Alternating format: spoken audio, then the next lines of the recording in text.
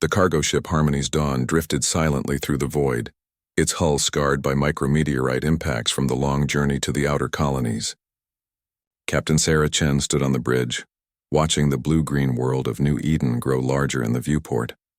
Behind her, the soft chatter of her crew mixed with the gentle hum of life support systems. This was supposed to be a routine supply run to humanity's newest settlement, carrying medicine, food synthesizers, and educational materials to the 3,000 colonists who had made the brave journey to establish humanity's foothold in the Kepler system. The ship's communications officer, Lieutenant Rodriguez, turned from his station with a frown creasing his weathered face. "Captain, I'm not getting any response from New Eden Control." Should be automatic by now at this range. Sarah felt a cold knot forming in her stomach, but she kept her voice steady. Try the emergency frequencies. Maybe their main array is down for maintenance. The silence stretched on as Rodriguez worked his console, cycling through every possible channel. The only sound was the electronic hiss of empty space. As they drew closer to New Eden, the ship's long-range sensors began painting a picture that made Sarah's blood run cold. Where sprawling settlements should have dotted the planet's surface, there were only geometric scars burned into the earth. The orbital stations that should have been bustling with activity showed up as debris fields, slowly tumbling in the planet's gravitational well. "Dear God," whispered the navigation officer, her face pale as she read the sensor data. "The cities, they're gone. Everything's gone." Sarah ordered an immediate scan for life signs, her hands gripping the armrests of her captain's chair until her knuckles went white. The bioscanners swept across the planet's surface methodically, searching for any trace of the 3,000 souls who had called New Eden home. Men, women, children who had sacrificed everything to build a new life among the stars. The scanner completed its sweep and delivered its verdict with clinical precision. 0 human life signs detected. The ship's doctor, an elderly man named Hassan, who had delivered half the babies born on the colony ships, broke down completely when the full scope of the devastation became clear. Through the ship's telescopes, they could see the twisted remains of playgrounds, schools, and homes scattered across the landscape, like broken toys. The hospital where Hassan had planned to establish a new medical center was nothing but a crater filled with radioactive glass. Sarah had to restrain 2 crew members from attempting an unauthorized shuttle launch to search for survivors they all knew weren't there. The evidence was undeniable when they found the Galactic Empire's energy signatures embedded in the planet's crust, the distinctive resonance patterns of Imperial plasma bombardment cannons, the same weapons that had been used to pacify dozens of worlds across the galaxy. But those had always been military targets or rebel strongholds, not peaceful farming communities. This was something different, something that violated every treaty and code of conduct that governed civilized warfare. This was genocide, pure and simple. As the Harmony's Dawn prepared to jump back to Earth with news of the massacre, Sarah stood alone in her quarters, staring at a photograph of her sister's family. They had been among the first wave of colonists, drawn by the promise of clean air, open spaces, and a chance to give their children a better future. Now her niece and nephew would never see their 8th and 10th birthdays. The Galactic Empire, in its infinite wisdom and benevolence, had decided that human expansion needed to be stopped permanently. Sarah activated the ship's long-range transmitter and began composing what would become known as the New Eden Testament. Her words were measured and precise as she documented every detail of what they had found, every piece of evidence that proved the Empire's guilt. She knew that this message would reach not just Earth's government, but every human settlement scattered across dozens of star systems. She knew that her words would be the spark that ignited something terrible and necessary. "To all human worlds and settlements," she began, her voice steady despite the tears streaming down her face. "The Galactic Empire has murdered our children. They have burned our peaceful colonies and slaughtered innocents whose only crime was daring to build new lives among the stars. We have documented evidence of their crimes, and we call upon every human being in the galaxy to bear witness to this atrocity. The Empire has shown us what they truly think of humanity. Now they will learn what humanity thinks of them." The message burst across space at faster-than-light speeds, reaching human colonies throughout the galaxy within days. On Earth, in the underground cities of Mars, in the mining stations of the asteroid belt, and in settlements on 100 different worlds, human beings read Sarah's words and felt something fundamental shift inside them. The Galactic Empire had ruled the galaxy for 10,000 years through a combination of technological superiority and the calculated application of overwhelming force. They had crushed rebellions, absorbed entire species, and maintained order through fear. But they had never faced humanity when humanity was truly angry.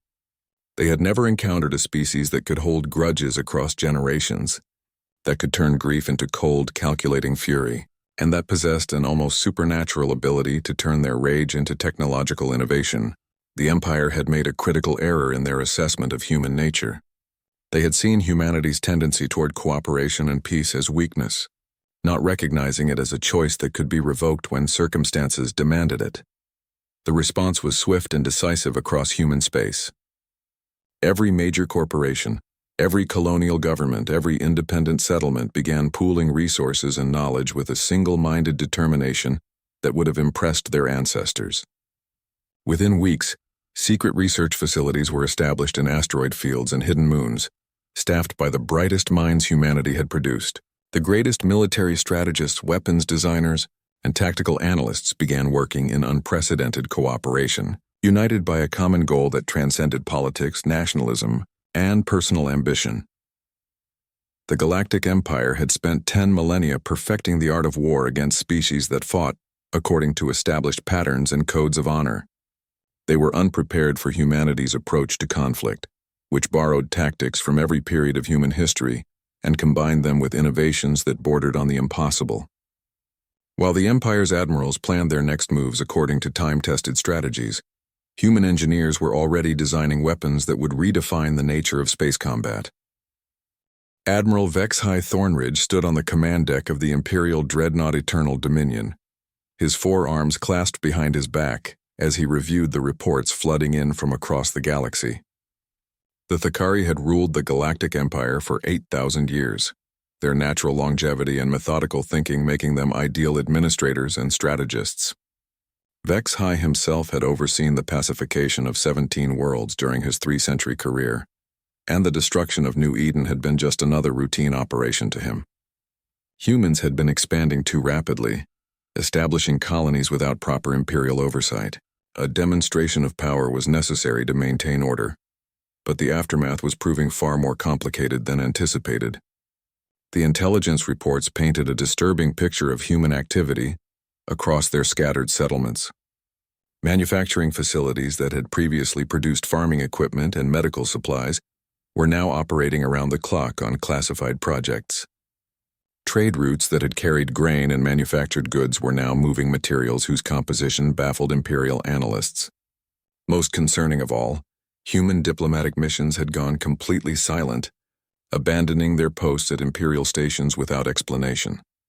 Vexhai's aide, a nervous Zephyrian named Kiltos, approached with another batch of reports clutched in his tentacles. "Admiral, we're receiving troubling communications from the border sectors. Human vessels are refusing imperial inspection, and several of our patrol ships have reported unusual energy signatures near human territories." The young officer's voice trembled slightly as he continued. "There are also reports of human ships moving in coordinated patterns that don't match any known civilian traffic." The Admiral's compound eyes studied the tactical displays with growing unease. The humans had always been predictable in their responses to imperial pressure. They would file diplomatic protests, hold meetings in their parliaments, and eventually accept whatever terms the Empire offered. It was a pattern that had repeated itself dozens of times over the past 2 centuries of human-imperial relations. But this silence, this sudden halt to all diplomatic communication, was unprecedented and deeply unsettling. Deep in the asteroid fields of the Titan Belt, humanity was preparing its response with a thoroughness that would have impressed Sun Tzu himself. Dr. Elizabeth Warren, formerly Earth's leading physicist and now head of something called Project Prometheus, stood before a massive holographic display showing weapon schematics that pushed the boundaries of known science. Around her, teams of engineers and scientists from every human world worked with an intensity that bordered on obsession, driven by images of New Eden's children that were broadcast on every screen in every facility. The breakthrough had come when human scientists realized they had been thinking about warfare in fundamentally the wrong way. The Empire's weapons were impressive but predictable. based on technologies that had remained essentially unchanged for millennia. Human weapons designers, unburdened by tradition and driven by desperation, had begun experimenting with approaches that Imperial physicists would have dismissed as impossible or impractical. What emerged from their laboratories would have given Vex-High nightmares if he had known what was coming. Captain Maria Santos, formerly of the Merchant Marine and now commanding a vessel designated only as Whisper 7, received her final briefing in a conference room carved out of solid asteroid rock. The ship she would command bore no resemblance to any human vessel that had come before it. Built in hidden shipyards using revolutionary manufacturing techniques, it was designed around a single principle that human military theorists had borrowed from their own history: hit hard, hit fast, and disappear before the enemy knows what happened. The plan was elegant in its simplicity and terrifying in its scope. While the Empire expected humans to respond with diplomatic protests or perhaps small-scale guerrilla attacks, humanity had chosen a different path entirely. They would demonstrate to the galaxy's oldest and most powerful civilization that there were worse things than death, and that humanity possessed a capacity for strategic thinking that the Empire had catastrophically underestimated. 3 months after the discovery of New Eden's destruction, the Empire received its first hint that something had gone terribly wrong with their calculations. A routine patrol in the outer reaches, consisting of 2 Imperial cruisers and an escort frigate, simply vanished. One moment they were transmitting routine status reports, and the next they were gone, without even a distress signal. The disappearance was so complete and sudden that Imperial commanders initially assumed a navigation error or equipment malfunction. But as the weeks passed, more ships began disappearing. Always in remote areas, always without warning, and always leaving behind nothing but empty space where proud Imperial vessels had been moments before. The pattern was so clean and efficient that it took Imperial intelligence weeks to realize they were looking at enemy action rather than a series of unrelated accidents. By the time they understood what was happening, 15 Imperial ships had vanished without a trace. Vex-High ordered increased patrols and implemented new communication protocols, but the disappearances continued with clockwork precision. What frustrated him most was the complete lack of evidence. Imperial sensor technology was the most advanced in the galaxy, capable of detecting energy signatures across vast distances. Yet their ships were vanishing as if they had simply been erased from existence, leaving behind no debris, no energy traces, and no clues about what had destroyed them. The truth was that human engineers had solved a problem that had stymied military designers for generations: how to achieve perfect stealth in the vacuum of space. By combining revolutionary metamaterial hull coatings with energy-dampening systems that bordered on the miraculous, human ships could move through space like ghosts, invisible to even the Empire's most sophisticated sensors. They struck without warning and vanished without a trace, leaving their targets with no opportunity to fight back or call for help. Dr. Warren's team had also solved another problem that the Empire's rigid thinking had never considered: how to disable a ship without destroying it. Traditional weapons either damaged targets enough to stop them or obliterated them completely. But human scientists had developed something different. Their new weapons could shut down ship systems instantly and completely, leaving crews alive but helpless as their vessels died around them. What happened to those crews afterward was something the Empire preferred not to think about too carefully. The psychological effect on Imperial forces was devastating.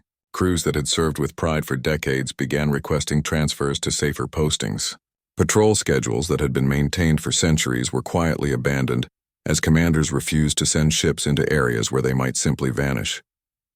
The Empire's carefully maintained image of invincibility was cracking, and word of the mysterious disappearances was spreading throughout their territory, despite official censorship. But humanity was just getting started. The ships lost in the outer reaches were merely the opening move in a campaign that would demonstrate the difference between ruling through fear and facing an enemy that had moved beyond fear into something far more dangerous. The Empire had taught humanity a valuable lesson about the application of overwhelming force. Now humanity would return the favor with interest compounded over generations of careful planning.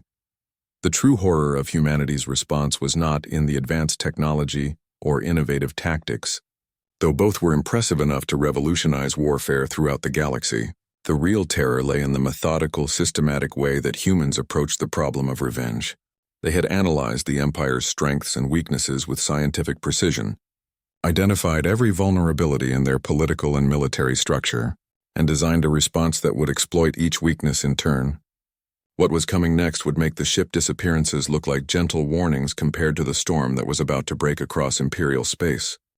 The Imperial Senate chamber on Nexus Prime had stood unchanged for 3,000 years, its crystalline walls bearing witness to the rise and fall of countless civilizations.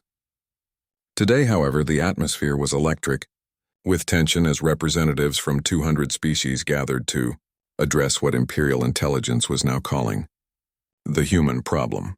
Senator Veltara of the Hegemony faction stood at the central podium, her serpentine form coiled with nervous energy as she addressed the assembly.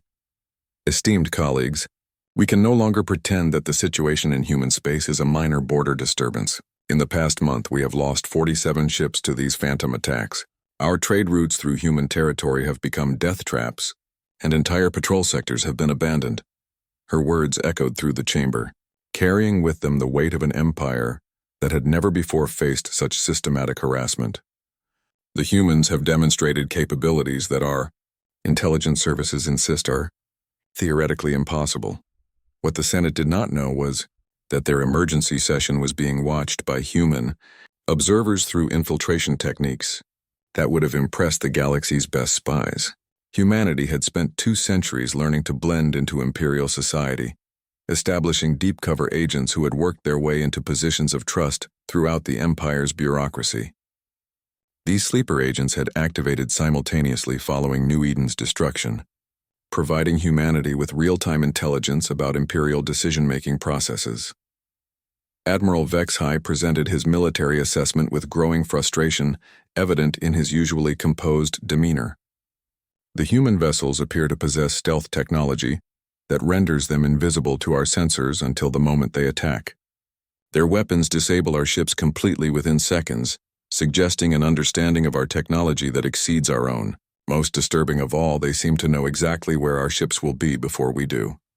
The admission hung in the air like a death sentence, acknowledging that the Empire's vaunted military superiority had been neutralized by an enemy they had dismissed as primitive.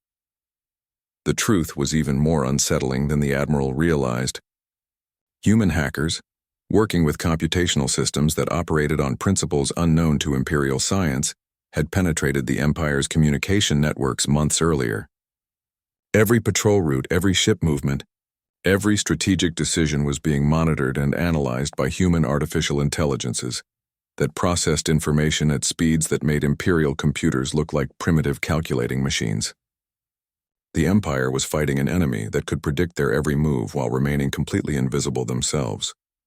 Senator Crixton of the War Party demanded immediate escalation. These humans must be taught the price of defying Imperial authority. I propose we assemble the 7th Fleet and reduce their remaining colonies to ash. Let the galaxy see what happens to those who dare raise their hands against the Empire. His words were met with enthusiastic approval from the military faction, but several moderate senators shifted uncomfortably in their seats. The Empire had always maintained its authority through overwhelming displays of force, but the human situation felt different somehow. What none of them realized was that humanity was counting on exactly this response. Human strategists had studied Imperial psychology for generations, understanding that their rigid hierarchical thinking made them predictable when under pressure. They would escalate rather than negotiate, apply more force rather than seeking to understand why their previous applications of force had failed. This predictability was about to become the Empire's greatest weakness. The 7th Fleet was the Empire's pride and joy, consisting of 300 vessels including the massive dreadnought Galaxy's Wrath. Fleet Admiral Zekthos, a veteran of countless campaigns, had never lost a battle in his 4-century career. As his fleet assembled at the staging point near the neutral zone, he felt confident that humanity was about to learn a lesson that would echo through history. His ships bristled with enough firepower to sterilize entire solar systems, and his crews were the most experienced in Imperial service. But as the fleet prepared for its jump to human space, something unprecedented happened. Every ship in the formation simultaneously suffered what Imperial technicians would later describe as cascade system failure. Navigation computers crashed. Weapon systems went offline. Life support fluctuated wildly, and communication arrays began broadcasting random noise. Within minutes, the most powerful fleet in Imperial history had been reduced to a collection of helpless hulks. Drifting in space, the attack had been launched from human ships that remained completely invisible throughout the engagement. Using quantum-level computer viruses that propagated through the Empire's standardized network protocols, human cyber warfare specialists had demonstrated that they could disable Imperial vessels without firing a single shot. The viruses were works of art in themselves, designed to activate simultaneously across hundreds of ships while leaving no trace of their origin or method of transmission. Admiral Zekthos found himself trapped on the bridge of his flagship, watching helplessly as his crew struggled to restore basic functionality to their systems. The ship's artificial intelligence, which had operated flawlessly for centuries, was now speaking in languages that no Imperial linguist could identify, while displaying images of human children playing on New Eden's surface. The psychological warfare was as devastating as the technical attack, forcing every Imperial crew member to confront the reality of what their government had done. Rescue ships dispatched from nearby Imperial bases suffered the same fate as soon as they came within range of the disabled fleet. The human computer viruses spread through the Empire's networks like wildfire, infecting every system they touched, while adapting to overcome each defensive measure the Imperial technicians deployed. Within days, the infection had spread to orbital stations, planetary defense grids, and even civilian infrastructure throughout 3 entire sectors. The economic impact was catastrophic. Imperial commerce depended on a vast network of automated systems that managed everything from shipping schedules to manufacturing processes. As these systems succumbed to human cyber attacks, entire economic sectors ground to a halt. Factories shut down, cargo ships sat motionless in space, and financial markets crashed as traders realized that the Empire's technological infrastructure was under assault by an enemy that seemed to understand it better than its creators.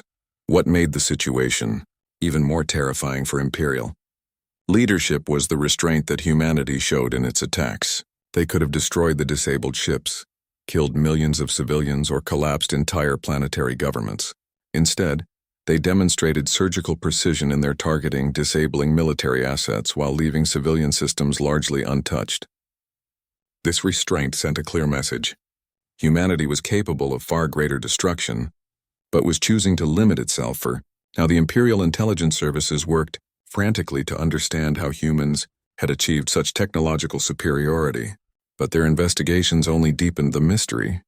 Human technology appeared to operate on principles that Imperial science insisted were impossible. Their quantum computers processed information in ways that violated established laws of physics. Their material science had produced substances that shouldn't exist according to Imperial chemistry. Their understanding of cybernetics exceeded anything in Imperial databases by orders of magnitude. The truth was that humanity had taken a fundamentally different approach to technological development. While Imperial science was constrained by rigid traditions and bureaucratic oversight, human researchers had embraced chaos, experimentation, and cross-disciplinary collaboration. They had made breakthrough discoveries by asking questions that Imperial scientists would never think to ask, and exploring possibilities that contradicted established theories. The result was a technological revolution that had occurred in complete secrecy over the course of several generations. As reports of the 7th Fleet's humiliation spread throughout Imperial space, something that hadn't happened in thousands of years began to occur. Subject species started questioning whether the Empire was truly invincible. Rebellions that had been suppressed for centuries began to stir again as word spread that humanity had found a way to fight back against Imperial technology. The Empire's greatest fear? That their subjects might realize they outnumbered their oppressors by billions to one, was becoming reality. Admiral Vexhai received orders to prepare the First Fleet, the Empire's ultimate military asset, for deployment against human space. But as he reviewed the reports from the 7th Fleet disaster, he found himself questioning whether conventional military force could succeed against an enemy that had redefined the very nature of warfare. The humans had demonstrated that they could strike anywhere, anytime, without warning or possibility of retaliation. They had turned the Empire's own technology against itself, while remaining completely untouchable themselves. Emperor Kalvesh the Eternal sat in his throne room deep within the fortress world of Nexus Prime, surrounded by the accumulated treasures of 10,000 years of galactic conquest. His species, the ancient Thakari, lived for millennia and thought in terms of geological time, making decisions that would shape the galaxy for generations to come. But today, for the first time in his 8th-century reign, he felt something he had never experienced before: genuine uncertainty about the Empire's future. The holographic displays surrounding his crystalline throne showed the true scope of humanity's campaign of systematic destruction. What had begun as isolated ship disappearances had evolved into a coordinated assault on Imperial infrastructure across dozens of sectors. Human cyber attacks had crippled mining operations in the Outer Rim, shut down manufacturing centers in the core worlds, and turned the Empire's own defensive systems against themselves. The economic damage alone exceeded the cost of the last 3 major Imperial wars combined. General Mox Hai, the Emperor's chief military advisor, prostrated himself before the throne as he delivered his report. "Your Eternal Majesty, our analysts estimate that humanity now possesses technological capabilities that exceed our own in at least 15 critical areas. Their stealth technology renders our sensors useless. Their quantum computing systems operate faster than our best artificial intelligences. Their material science has produced armor that our weapons cannot penetrate." The admission of technological inferiority from the Empire's highest military officer sent shockwaves through the assembled court. What troubled the Emperor most was not the military defeats, devastating though they were, but the surgical precision with which humanity was dismantling the Empire's control structure. They weren't simply attacking military targets or seeking territorial conquest. Instead, they were methodically destroying the Empire's ability to govern, communicate, and project power across their vast territories. It was the work of strategists who understood the Empire's weaknesses better than the Empire understood them itself. The truth was even more disturbing than the Emperor realized. Humanity's deep cover agents, some of whom had spent decades working their way into positions of trust within Imperial society, had provided their handlers with detailed analyses of Imperial bureaucracy, military doctrine, and political structures. Human sociologists and political scientists had studied the Empire for generations, identifying the precise pressure points that would cause maximum disruption with minimal force. Dr. Sarah Kim, Director of Humanity's Psychological Operations Division, reviewed the latest intelligence reports from her command center, hidden in the Kuiper Belt of the Sol system. The data showed that Imperial morale was collapsing faster than even the most optimistic human projections had predicted. Imperial military units were refusing deployment to human space.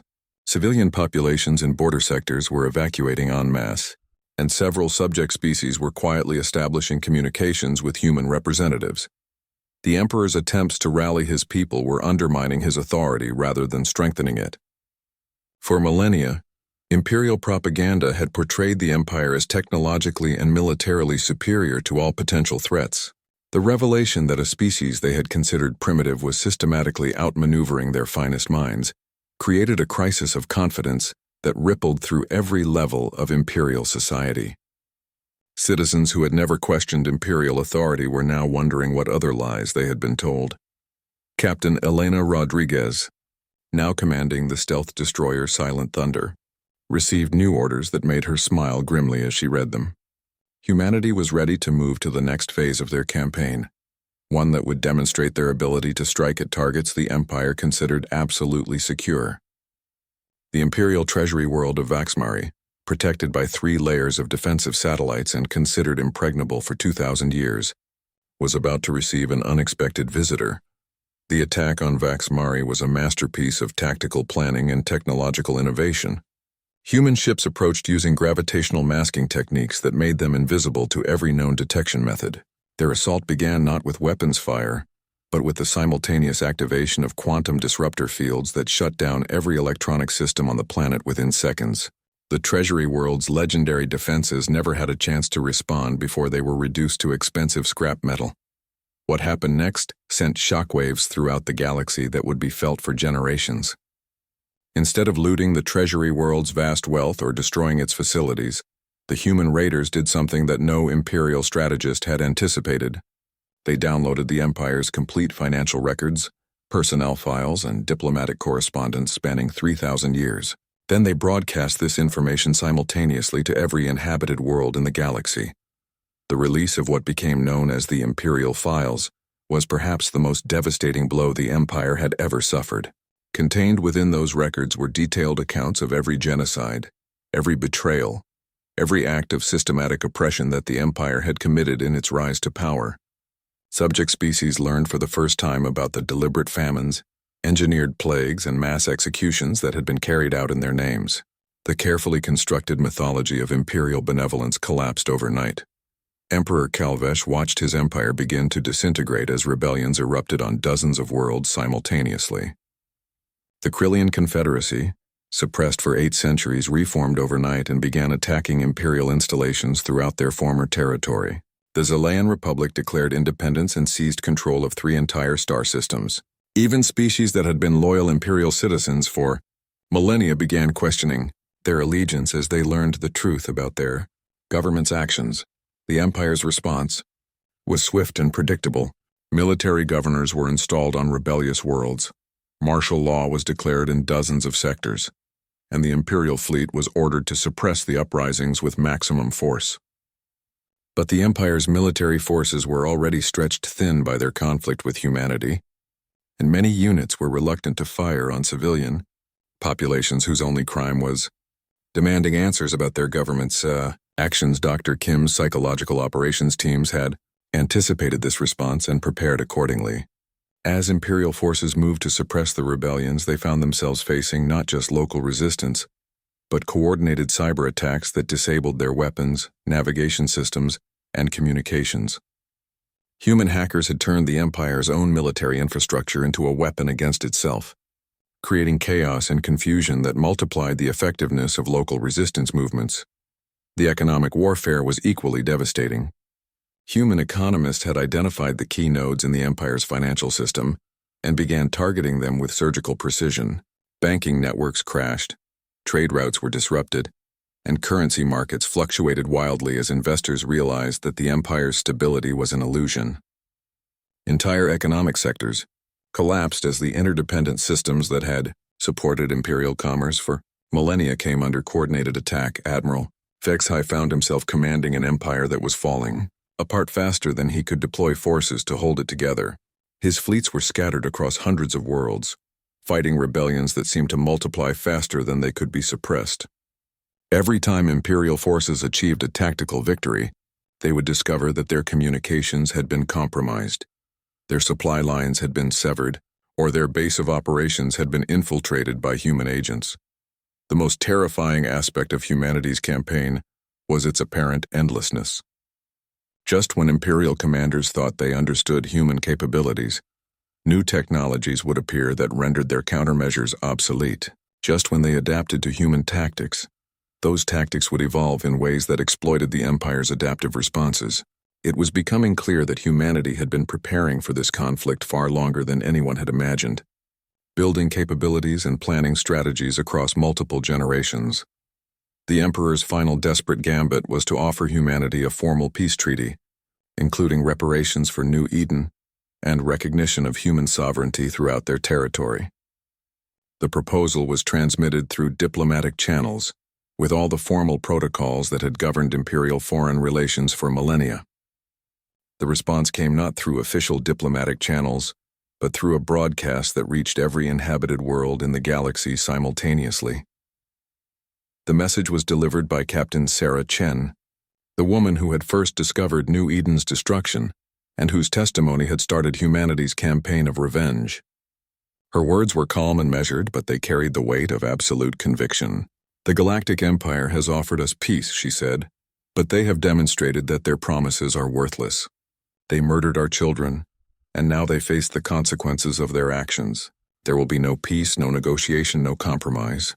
There will be only justice." The siege of Nexus Prime began not with bombardment or invasion, but with silence.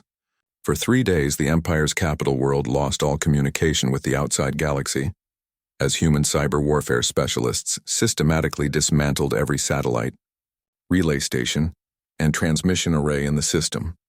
The planet that had governed 10,000 worlds suddenly found itself as isolated as a remote frontier colony, cut off from the vast network of information that was the lifeblood of imperial administration. Emperor Kalvesh stood on the highest tower of his palace, gazing up at a sky that should have been filled with the lights of orbital stations and defensive platforms. Instead, there was only darkness punctuated by the occasional flash of debris burning up in the atmosphere. The mighty defense grid that had protected Nexus Prime for millennia was gone, destroyed so quickly and thoroughly that Imperial engineers still couldn't understand how it had been accomplished. General Moxhai burst into the Emperor's private chambers with news that would have been unthinkable just months before. Your Eternal Majesty, the humans have somehow infiltrated our ground-based communication centers. They're broadcasting directly into our planetary networks, and we can't stop them. His forearms trembled with barely contained panic as he continued. They're not just jamming our signals. They're replacing them with their own content.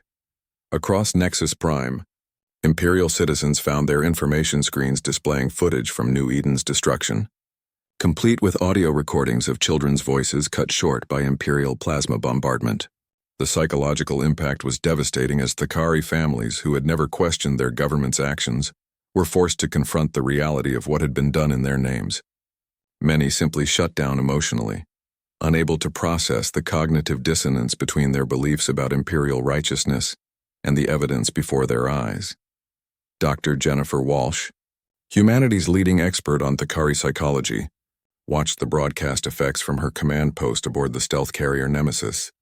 She had spent decades studying imperial society, understanding that their long lifespans and rigid social structures made them particularly vulnerable to systematic psychological warfare. The broadcast campaign was designed not just to inform but to shatter the fundamental assumptions that held imperial society together. The human fleet surrounding Nexus Prime was unlike anything the galaxy had ever seen. Traditional warships had been replaced by vessels that existed in a state of quantum uncertainty, phasing in and out of normal spacetime in patterns that made them impossible to target. These ships carried weapons that operated on principles unknown to imperial science, including devices that could manipulate matter at the subatomic level, and energy weapons that bypassed conventional defenses entirely. Commander James Morrison, leading the assault on the Imperial Naval Academy, felt a grim satisfaction as his troops moved through corridors filled with surrendering cadets. These young Thakari would never have the chance to grow up believing in imperial superiority the way their predecessors had.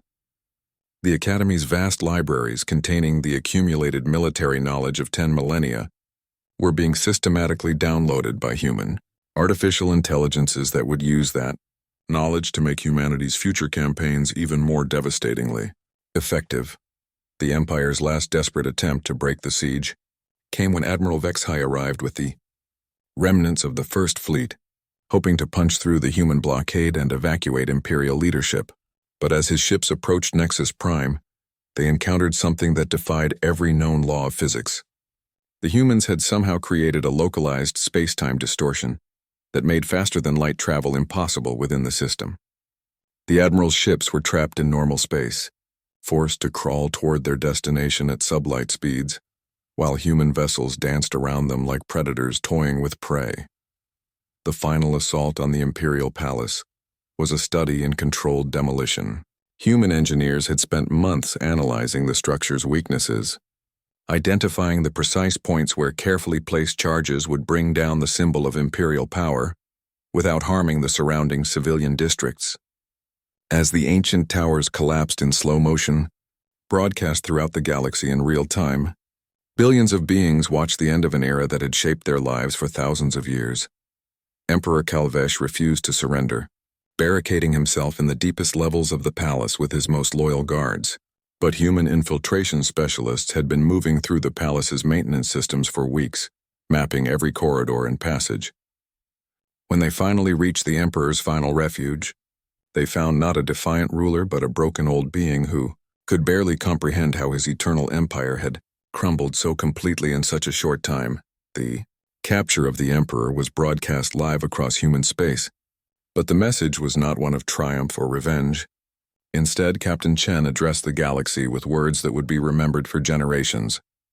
Today we have brought justice for the children of New Eden, but we have not sought conquest or domination. The age of empires is ending. The age of free peoples is beginning.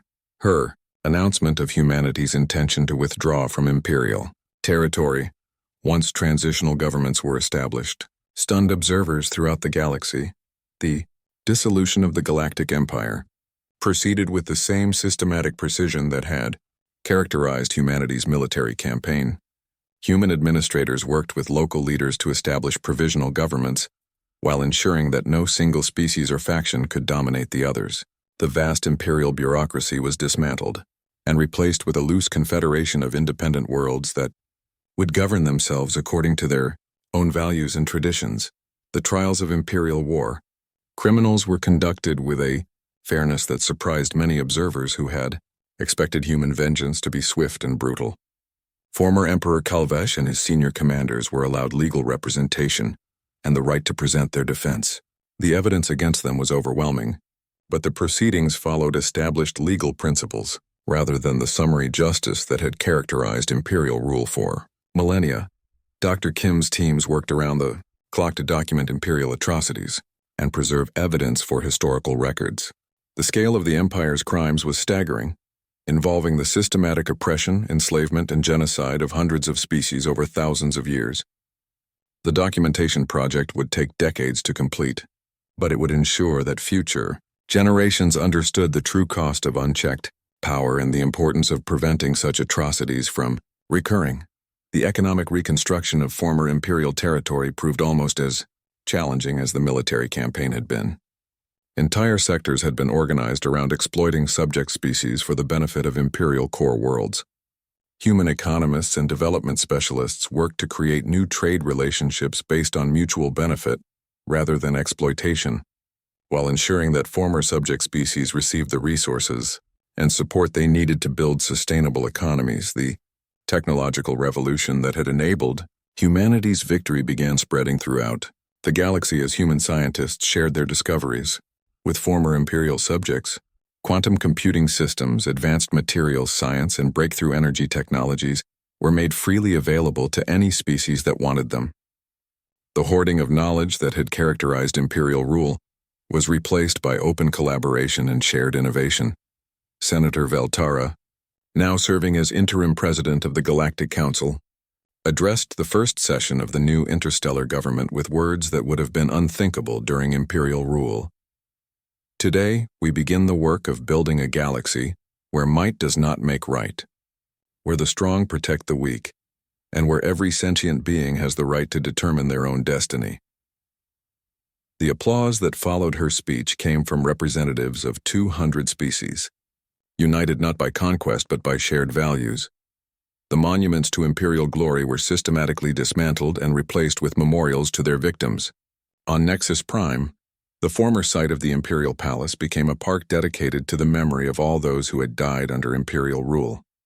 At its center stood a simple monument bearing the names of New Eden's 3,000 colonists, whose deaths had sparked the revolution that transformed the galaxy forever. 5 years after the fall of the Galactic Empire, the galaxy had transformed beyond recognition. Where once vast bureaucracies had enforced the will of distant emperors, hundreds of independent worlds now governed themselves according to their own cultures and values. Trade flowed freely between species that had been enemies for millennia, facilitated by human-designed transportation networks that made commerce faster, cheaper, and more efficient than ever before. Captain Sarah Chen stood in the observation deck of the research station orbiting New Eden, watching as construction crews worked to rebuild the first human settlement on the restored world. The planet's surface, once scarred by imperial bombardment, was green again thanks to advanced terraforming techniques that human scientists had developed during the war. Children played in the new settlements below, their laughter carried on radio, frequencies that reached the station where their parents' memorial stood. The memorial itself had become a pilgrimage, site for beings from across the galaxy who wanted to pay their respects to the victims whose deaths had catalyzed such profound change. Delegations from hundreds of worlds brought offerings and messages of gratitude, creating a constantly growing archive of appreciation that filled vast databases with testimonials to the power of justice over tyranny. Dr. Elizabeth Warren, now director of the Galactic Institute for Peaceful Technology, reviewed reports from research stations throughout former Imperial space. The free exchange of scientific knowledge had accelerated technological progress at an unprecedented rate, leading to breakthrough discoveries in medicine, energy production, and space travel. Diseases that had plagued entire species for thousands of years were being eliminated, while new technologies promised to make faster-than-light travel accessible to even the smallest independent worlds. The former Emperor Kalvesh lived quietly on a farming colony in the Outer Rim, working in agricultural fields under the supervision of a rehabilitation program that sought to demonstrate the possibility of redemption even for the most terrible criminals. His daily labor growing food for refugee families was a profound reversal for someone who had once commanded the resources of 10,000 worlds. But observers noted that he seemed to find peace in the simple work of nurturing life rather than destroying it. Admiral Vexhai had chosen a different path, becoming an instructor at the new Galactic Peace Academy, where future diplomats and peacekeepers learned conflict resolution techniques designed to prevent the kind of systematic oppression that had characterized imperial rule. His lectures on the importance of understanding one's enemies had become legendary among students who were amazed that such wisdom could come from someone who had once been humanity's greatest military opponent. The economic transformation of the galaxy was perhaps even more dramatic than the political changes. The Empire's extraction-based economy, which had concentrated wealth in the core worlds while impoverishing the periphery, had been replaced by a network of cooperative trade relationships that spread prosperity throughout inhabited space. Former slave worlds had become major manufacturing centers, while species that had been forced to provide raw materials now controlled their own resources, and Development. Commander Elena Rodriguez had returned to civilian life but continued to serve as an advisor to the Galactic Defense Force, helping to design defensive strategies that would protect the new Confederation from external threats without recreating the oppressive structures of imperial rule. The challenge was to maintain enough military capability to deter aggression while ensuring that no single force could dominate the galaxy the way the Empire had. The trials of imperial war criminals had concluded with sentences that emphasized rehabilitation and restitution rather than pure punishment. Many former imperial officials were required to spend decades working in refugee camps, helping to rebuild the communities their policies had destroyed. The approach was controversial among some species who favored more traditional forms of justice, but the results spoke for themselves as former oppressors became advocates for their victims' rights.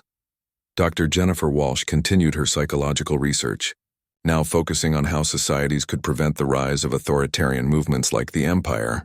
Her work had identified key warning signs and intervention strategies that were being implemented throughout the galaxy, creating early warning systems that could detect and address the conditions that led to systematic oppression before they became entrenched. The technological marvels that had enabled humanity's victory were being adapted for peaceful purposes with remarkable results. Quantum communication networks allowed instant coordination between worlds, separated by thousands of light years, while advanced manufacturing techniques made it possible to produce goods locally, rather than depending on vast interstellar supply chains. The result was unprecedented economic independence for individual worlds and species. The cultural renaissance that followed the Empire's fall was perhaps the most beautiful consequence of liberation. Species that had been forced to suppress their traditions and adopt imperial customs began rediscovering their heritage, leading to an explosion of art, music, literature, and philosophy that enriched the entire galaxy. Human anthropologists worked tirelessly to document and preserve these recovering cultures, understanding that diversity was the galaxy's greatest strength. Educational systems throughout former imperial space were completely restructured to emphasize critical thinking and historical awareness, rather than obedience and conformity. Students learned about the Empire's crimes not to foster hatred, but to develop the judgment necessary to prevent such atrocities from recurring. The motto adopted by many schools became, "Never again," written in hundreds of different languages but carrying the same universal meaning. The Galactic Council had evolved into a genuine, representative democracy where each species had a voice proportional to its population but with protections ensuring that larger groups could not oppress smaller ones. Decisions were made through consensus-building processes that required extensive debate and compromise. making governance slower but far more legitimate than the imperial system of dictates from above. Captain Chen received a message that brought tears to her eyes as she read it.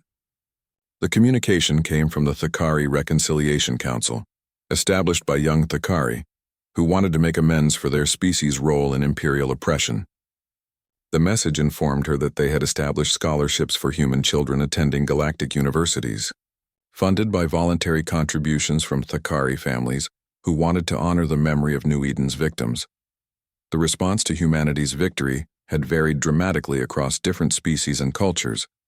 Some viewed humans as liberators and heroes, while others were wary of humanity's demonstrated military capabilities. Human leaders worked carefully to address these concerns, maintaining defensive forces sufficient to deter aggression while making it clear that they had no interest in replacing the Empire as galactic hegemon. The question of what to do with imperial infrastructure and resources had been resolved through a complex negotiation process that took years to complete. Former imperial military bases were converted into research stations, refugee processing centers, and peacekeeping training facilities. The vast wealth accumulated in imperial treasuries was used to fund reconstruction projects and reparations for victim species, administered by international committees to prevent corruption and ensure fair distribution. Perhaps the most significant change was psychological rather than political or economic. For the first time in thousands of years, beings throughout the galaxy could imagine a future where their children would be free to pursue their own dreams rather than serving the interests of distant masters. This transformation of hope and possibility was humanity's greatest gift to the galaxy, more valuable than any technology or military victory. The memorial services held annually on New Eden had grown into galaxy-wide observances, where beings from hundreds of worlds joined together to remember not just the victims of imperial bombardment but all those who had suffered under authoritarian rule. These services had become celebrations of freedom and democracy, reminding current and future generations of the price of liberty and the responsibility to protect it for those who would come after.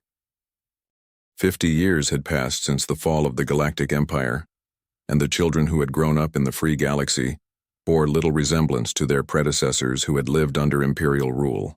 On the rebuilt world of New Eden, now a thriving center of interspecies cooperation and learning, a young Thakari named Kestel placed flowers on the memorial that commemorated the original human colonists whose deaths had changed the course of galactic history. Kestel had been born on Nexus Prime just as the Empire was collapsing, her earliest memories filled with the chaos and uncertainty of those transitional years. Now she served as New Eden's planetary coordinator, working with representatives from dozens of species to manage the world that had become a symbol of renewal and hope. The irony was not lost on anyone that a member of the former ruling species now served the descendants of those her people had once oppressed. The Ao memorial itself had evolved over the decades from a simple monument into a vast complex that served as both a museum and an active research center. Historians from across the galaxy came to study the archives that documented not just the Empire's crimes, but also the remarkable transformation that had followed its fall.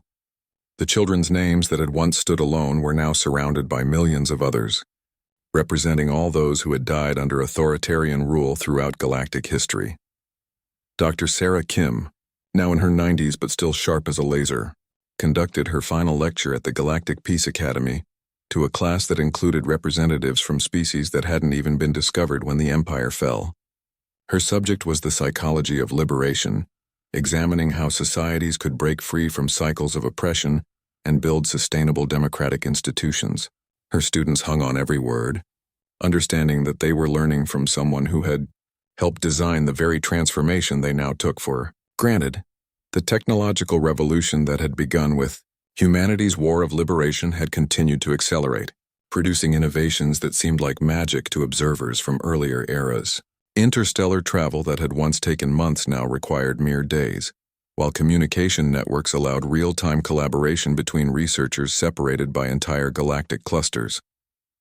The free exchange of knowledge had proven far more effective at driving innovation than the Empire's hoarding of secrets had ever been.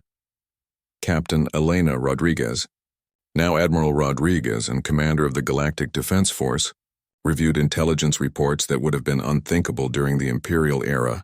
Instead of monitoring internal dissent and planning punitive expeditions, Her forces focused on protecting shipping lanes from pirates, providing disaster relief to worlds struck by natural catastrophes, and maintaining the early warning systems that watched for threats from beyond the galaxy's borders. The former Emperor Kalvesh had died peacefully in his sleep 20 years earlier.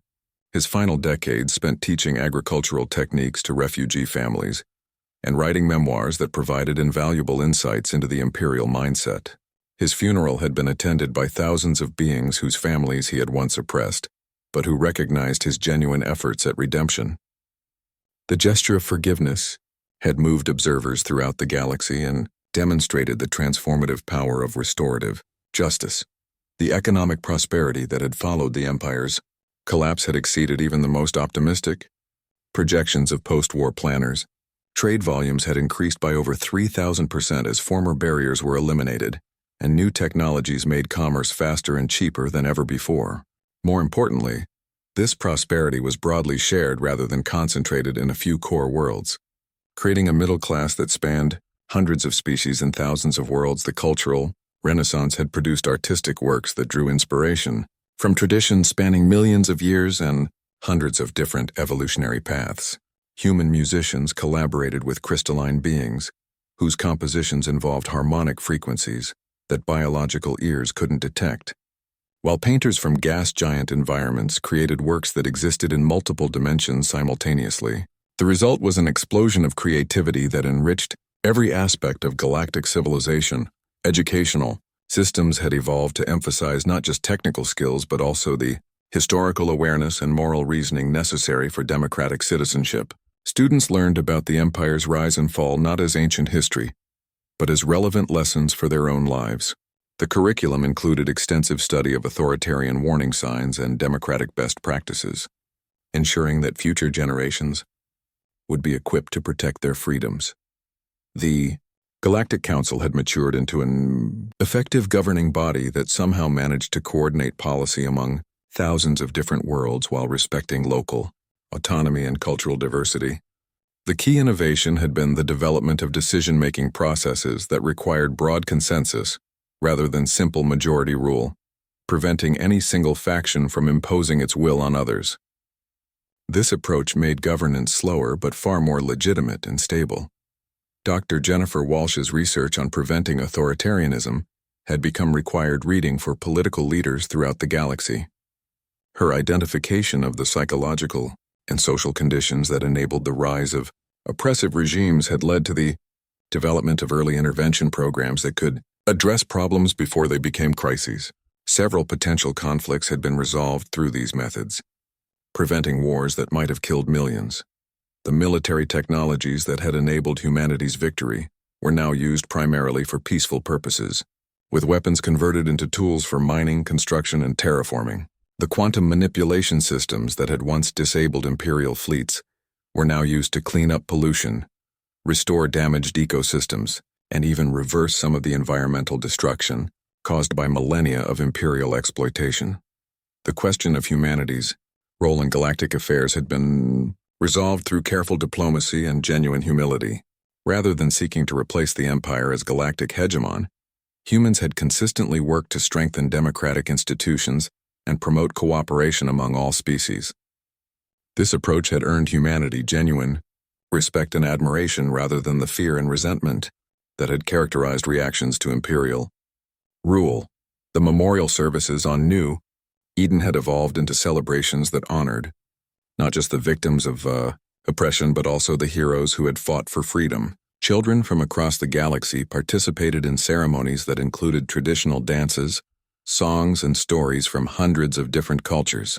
These events had become symbols of unity and diversity, demonstrating that beings could maintain their unique identities while working together for common goals. Captain Sarah Chen, now approaching her 100th birthday, stood once again in the observation deck where she had watched New Eden's reconstruction begin half a century earlier. The world below was verdant and peaceful, its cities designed to blend harmoniously with natural ecosystems rather than dominating them. Ships from across the galaxy arrived daily, bringing visitors who came to learn about the transformation that had begun with tragedy and ended with triumph. As she watched the sun set over New Eden's rebuilt capital, Chen reflected on the journey that had brought them to this point. The road from revenge to justice to reconciliation had been longer and more difficult than anyone had anticipated, but the results spoke for themselves. The galaxy was now home to more free beings than had ever existed in recorded history, while the technologies and institutions created during the liberation struggle continued to improve lives throughout inhabited space. The final entry in Captain Chen's personal log, which would be preserved in the memorial archives for future generations to study, contained a simple but profound observation. We set out to avenge our murdered children, but we discovered that the greatest revenge against those who destroy innocence is to create a galaxy where innocence can flourish. The Empire taught us that power corrupts, but we have learned that justice tempered with mercy can transform even the greatest darkness into light. The lights of New Eden cities twinkled like stars in the gathering dusk, each one representing lives that were free to pursue their own destinies. Children played in parks where their grandparents had once feared to speak freely, while their parents worked on projects that would benefit beings they would never meet on worlds they would never visit. It was not the galaxy anyone had imagined 50 years earlier, but it was something far better. A galaxy where the strong protected the weak, where diversity was celebrated rather than suppressed, and where the lessons of history served as guideposts rather than chains. The memorial to New Eden's lost children remained at the heart of the rebuilt world.